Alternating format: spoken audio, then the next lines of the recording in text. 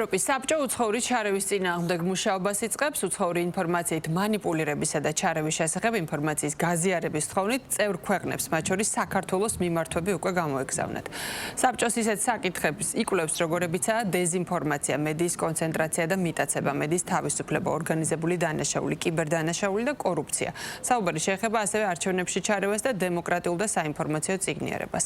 ევროპის საბჭოს ვებგვერდზე გამოქვეყნებული ინფორმაციით ირკვევა, რომ უცხოური ინფორმაციით მანიპულირებისა და ჩარევის ექსპერტთა კომიტეტის პირველი შეხვედრა უკვე გაიმართა 2026 წლის 27 იანვარს. მას ევროპის საბჭოს ადამიანის უფლებათა და კანონის უზენაესობის გენერალური დირექტორი ჯანლუკა ესპოზიტო ხელმძღვანელობდა.